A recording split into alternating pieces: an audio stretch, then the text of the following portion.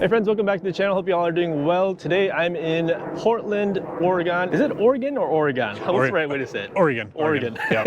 Oregon. The mystery is solved. So Oregon, and I'm here with David with his 96 Integra, which is really, really nice. It's an RS. All right, so David, how long have you actually owned the car? So this is actually my first Honda ever, and I've owned this car for about 15 years, and so it's kind of got a little bit of sentimental value to me as well. So, and I don't plan on probably ever giving it up. That's crazy. That's your first Honda. Yeah.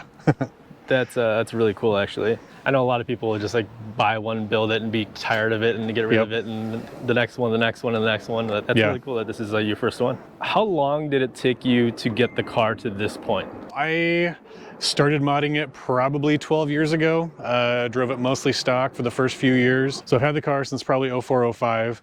Wasn't a whole lot of options as far as tuning, motor swaps, that kind of stuff. Doing a track day, blew the LS motor, or the B18B, on the back straight, through a rod. Luckily I had an LS VTEC ready to go in. So I put that in, had it tuned on Honda S100, which was the thing to have back then. Showing your age, man. Yep, exactly. That was done at Track Forged out in Troutdale, which is no longer, but great bunch of guys. The car ran like that for probably 7 years as a B series, and then I finally decided to go K about 3 years ago. Got it. So you've been working at this pretty much for the entire length of its existence, pretty much. So when you started building the car, did you have a goal in mind for it? Was it just like I'm going to tinker with it here and there, or is it like I'm buying it specifically for a tracker? I know you've had it for a long time, so I'm sure it's gone through several stages, but where it's at now, like what was your initial goal?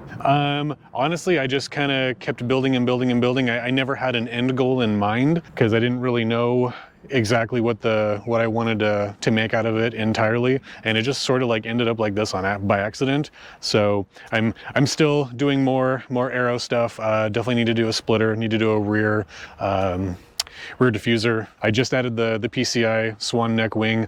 It was getting pretty light in the corners, especially ones that are that had some elevation change, and that's helped immensely. This is when I got here, I asked you like, who makes this wing? You said Pci, and I said, do they?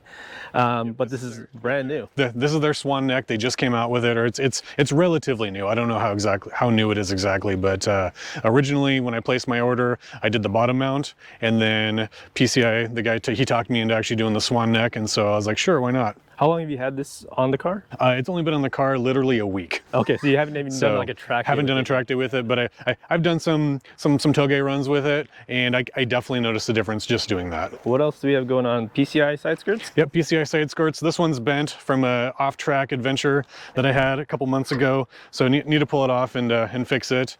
I track with the Volks on it. It's got spoon calipers, the Mini Cooper rotors. I run a pretty aggressive pad, a Hawk DTC 60 in the front, and I run one step colder in the rear, an HP Plus, and it helps modulate the stopping pretty well. What size wheels? These are a 15x8, offset is 35. For the rear brakes, what do you have? Just the OE? Yep, just OE, centric blank, cryo-treated rotors, and the Hawk HP Plus pads, and they do a very good job. I was looking at doing the RSX EP3 rear calipers, but you got to flip them upside down to bleed them. Yep. And with as often as I bleed the fluid on this car, I do it every other track day, and it would just be a pain in the butt. Yep. And I just haven't had a reason to upgrade the rear brakes just yet. The RS doesn't have ABS, right? No ABS, which I have had some change your shorts moments with no ABS, but luckily the tires have saved me a few times. As far as suspension, what do you have going on for suspension? So I actually have the H&R Street Plus coilovers that I've had on here for over 10 years, and honestly, they have been fantastic. It's just a really cheap, like $1,400 coilover, and I've had fantastic luck with them, and I've had no reason to change them out just yet. Eventually down the road, I might do something on a little more professional scale, but until these make me want to change my mind otherwise,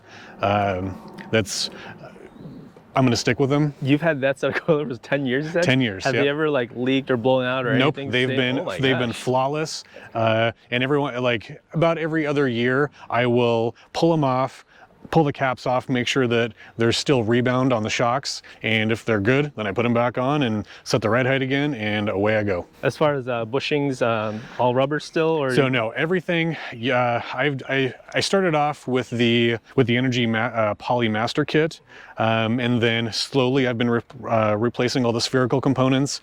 So it's got the PCI spherical rear trailing arm bearings. I just did the toe links and the upper camber arms, and then for the rear, it's got the Skunk 2 half poly, half spherical LCAs.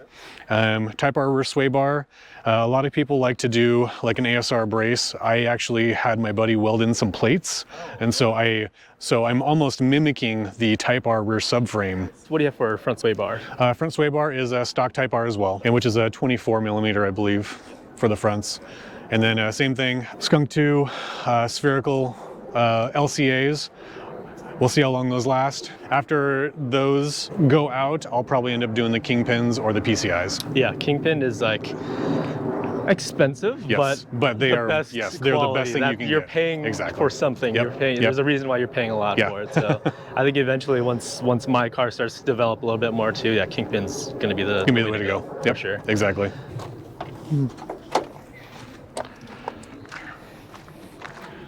Please cooperate.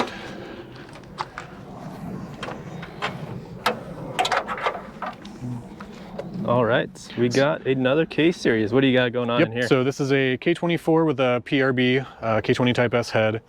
This is a engine package that was put together by 4Piston. This is their K340 package, which is a piston rod, Wiseco pistons, mainly economy rods, with their Pro 156 ported head package, the Psi valve springs and their retainers, because I didn't want to worry about spring fatigue over time of running it on track. Because I mean, I'm on track 8,500 to 9,000 RPM for an hour at a time, and I don't want to have to deal with spring fatigue. It's the same thing they run in their dirt track cars. Their RR4/K600 cams ended up making 306 wheel horsepower and 212 wheel torque. That's crazy. Is that on pump or on pump gas? Yep, pump gas. Nice. That's a lot of power there, man. Yep. Kept the power steering. I don't like the ratio of the manual rack, and it wasn't that big of a deal to keep the power steering in this car. So right. Did the RS have a manual rack just to begin with? No, nope. It's the original rack that came with the car. I haven't had to rebuild it yet. Fingers crossed. I ended up also going with a. I had, when I picked up my shell, it had a manual rack in it. Okay. And I ended up going with a power rack because there's a better ratio too. Yep, exactly, so. Yeah, because I had a manual rack in my EK track car, and it required way too much input for so little output. Cooling system's upgraded, hybrid racing radiator with their hoses. I still kept the heater core, so the car still has heat inside on those cold days. I've had the motor in here for 3 years now. I built it myself by purchasing their engine package. I talked to Luke way back in the day when they started putting together engine packages, and he set me up with this, and it's been fantastic. I did take it down. I blew a head gasket last year because my coolant pressures were really high, and so there was that. I took the motor out. I just did a basic refresh, new rings, new bearings, and everything looked fantastic. So put it back together, threw it in, and it feels just as good as ever. Transmission is a 5-speed out of an EP3. I had a 6-speed in here originally with the guts from an 8th gen and the 4.7 final drive. That was horrible. I hated how short the gears were, because with this much power in this light of a car, the car's 2350, I was shifting way too much, and with the taller transmission, I'm not shifting nearly as much, and I still have plenty of power to do everything I need to do. So I'm actually quicker with the taller 5-speed transmission. Yeah, which is, you'd think would be the opposite, but then you're just, with the shorter gears, you just find yourself so busy trying to drive there's way too much going on. Yep. The differential, you said, is it an OELSD? So this one, it used to be an OELSD from the 8th gen. I just replaced it with an M factory earlier this year, and that was a night and day difference. Yeah, the amount of lockup between the two wheels is so much better, and I can actually feel the car. I can feel it pulling me around the corners now, where the OEM LSD was good, but it was a little lackluster compared to what I'm working with now. Yep. Fuel system is just the basic K-tuned. I didn't do the center feed. A lot of people they do like the tucked kits and that kind of stuff, but I wanted to keep everything as serviceable as possible. None of my brake lines are tucked, none of my fuel stuff is tucked. I tucked some of the wiring under the frame rails, like the chassis harness, but everything else is exposed, and so it's easy to work on, because there's nothing worse when you're doing an event and you need to fix something on the fly and it's impossible to get to. That just doesn't make any sense to me. So this is very functional, very easy to get in, fix stuff, and get back on track as soon as you can. All right, so what do we have going on in the interior? So interior is very basic, actually. You can see the K-tune shifter and the race cables. It is very much stock. In here I wanted this to be very much street trim, with the exception I have a CTR red Recaro. There is a harness bar. There's actually the PLM replica of the Miracle Bar. In the back. Eventually I might like to do a cage, but the car isn't as extreme to actually needing something like that just yet. Safety is obviously priority, but you know. Are you dailying this car too, or does it see the can street be quite often? The car actually runs and drives very stock-like. It's almost easier to drive now than when it was a stock B series. So it's, I mean, the clutch is just an Exity Stage 1. It holds the power just fine, and it has a very, very stock-like feel. Got it. When you are on track, are you running like a 4-point harness, or? I do have a 4-point harness that I do put in the car. I took it out just because it's kind of annoying to drive on the street and just use the normal seat belts. Still have the original brown seatbelt from when the car used to have a brown interior. Now it's got the US Type R passenger seat, rear seats. I did a black dash swap, black door panels, black carpet. Love the black look. Yep, it's definitely better than the brown or the beige. So David, is there something that you can point out that, you know, if anyone were to just walk up to the car and not actually be able to see it, is there something special about the car? Maybe there's a special story behind something. Maybe it's like a shift knob or something that means a lot to you, or it could be anything really. Oh boy, I really wish I could say that there's something that's going to set my car apart from the rest, but I like to say that the total package of the car is what makes it what it is.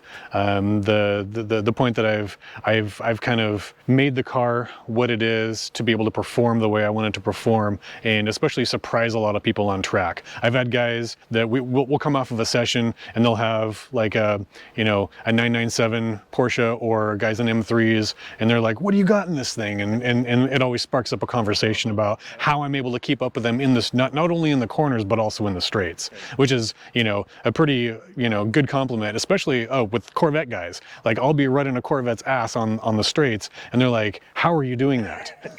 It's called power weight. That's what that It's a good feeling. It's a good feeling. Yeah. All right, so David, how long have you been driving? So I've been doing track events for about 12 years. Started off with the Porsche Club, Don Klinkenbeard, his organizations. He's kind of moved on to Hooked on Driving. I don't know where he is now, actually. My very first instructor was Eddie Nakato. He is the owner of AR Motorsports. Fantastic guy. He taught me a lot, and I'm very fortunate to have him to be one of my first instructors. One thing that I've always kind of done is I've always tried to get as many instructors as I can to have everybody kind of give me their take on braking zones, where I hit the apexes, powering out, that kind of stuff. Pushing me harder to actually be able to be the best driver that I possibly can. Now I drive most groups. I'll drive in the high intermediate or advanced, and I still do pretty well. This car is run a 128 around PIR in its previous non-aero setup, so I'm hoping to be able to do a little bit better next time with some better tires with the wing. It's done a 157, 158 around the ridge, and I'm going to find out what it does at ORP next month. I've only been to PIR with my work, my job. Mm-hmm. Yep. I've never had my car on there before, and I don't know what a good track time is or lap time on there. Sure. So is there like a golden, like at Gingerman Raceway, it's like sub 140s is like. So PIR sub 130 is kind of the magical number. Guys in full-on race cars are running like 124s, 125s. So like, just, to be, 2 or 3 seconds behind a full-on race car is pretty good, yeah. What was the first track that you went to? PIR. is my home track. It's closest to home. It's easiest to get into. There's a lot of organizations now like Track Night in America where they get just people in their regular street cars to get out and get seat time, because that so many people don't understand that seat time is more important than making sure that your car is ready. Like, oh, because I've got a few buddies that are like, oh, my car's not ready. Like, you know what? There's guys in here in their minivans because their race car's down for the weekend and they still want to get seat time. So it doesn't matter. As long as your car is safe, get it on track. Absolutely. Yeah, I think everyone's got those friends where they're like, the car's not ready. I still got to do this. Like, it's ready. You're just not ready. You're just not ready. Exactly. Yep. Yeah. So walk us through your first track day. I know you've been doing this for a while. So very first track day, see if I can remember. So it was a disaster. I thought I was a way better driver than I really was, which hopefully this is humbling for a lot of people. A lot of people do tell me that it is. And there's still guys that I get on and do a session with, and I'm like, what are you doing out here? You're on the wrong run group, yada yada. But still, like, you still need to get seat time. You need to humble yourself. If you're not at a certain level, you need to point guys by. You need to make it a good experience for everybody. Right. So remove the ego from the remove situation. the ego. Exactly. Yeah. That's check it at the door and be there to better yourself. Yes. Absolutely. I think a lot of people that haven't done a track day yet, but they've been driving, drag racing, things like that for a long time, and they think they're a good driver until they actually have to turn left and turn right. Then it's a whole it's a whole different story. Exactly. Yeah. From when you first started driving on track up until now, what types of things have you done? Has it just been track days? Have you been actually competing in time attack? Next year I would love to do global time attack at the Ridge. That's definitely a goal for me. Might even get into some lucky dog racing, some wheel to wheel stuff. One thing that I've done this year, I started going out with the advanced group all year, and being able to pass anywhere on track was a little difficult at first, but after my first session I was like, okay, I can get this. And being able to pass, like, in the corners on PIR, it's almost like a wheel-to-wheel situation where, you really have to be paying attention to you, the car that's pointing you by, the car that you're pointing by if you're the slower car. There's way more going on, and it's a little stressful, but it's a blast. So, as long as you can overcome, any reservations, it's definitely the next step. That's just the thing too, and a lot of my instructor friends, we have a huge instructor corps that we pull from for work, and a big thing about just the classes, how you class yourself,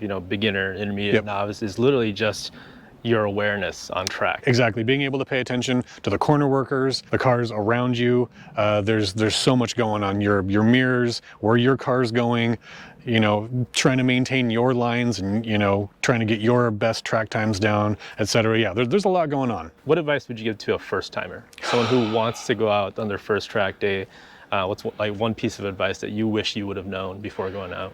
Oh, let's see. That's a tough one. Just pay attention and be safe.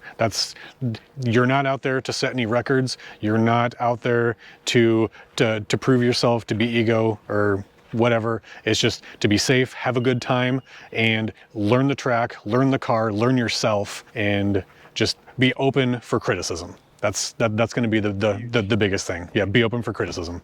So because I guarantee you're not going to be perfect for your first time on track. Yeah, 100%. And I think one of my buddies who typically will be lead instructor for events, the one thing he'll say at the end is just don't be a dummy.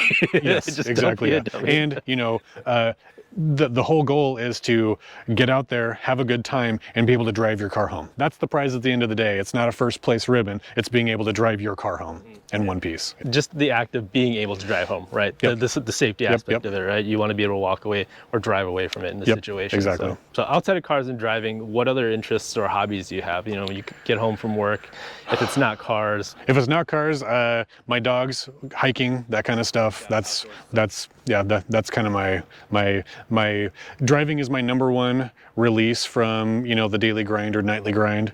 And if I'm not doing something like this, I am out on a hike with my dogs and just enjoying life, enjoying scenery. that kind of stuff. What's like the main like outdoor attraction around this area anyway? Well, one thing that's kind of cool about, you know, Portland area is, you know, we're an hour away from the beach, hour away from the mountains. There's skiing, there's snowboarding, there's stuff like that. Hiking in the gorge is probably my favorite thing to do. Yep. All right, that just about does it for this track car review. David, thank you so much for showing us your Integra here. It is a very, very beautiful car, and also giving us a little bit of insight of your experiences as a driver as well. So if you guys have any questions or comments, go ahead and put them down in the comment section down below. I will be adding some of David's social media onto there too, so you guys, if you guys have any questions for him, you guys can go ahead and do that there. So if you guys liked the video, go ahead and give it a thumbs up. And if you guys want to stay up to date with me and my progress as a driver and my Civic as well, or see cool track cars like this, go ahead and subscribe to the channel. That's just about it. So until the next video, stay smooth, stay safe, and we'll see you guys later.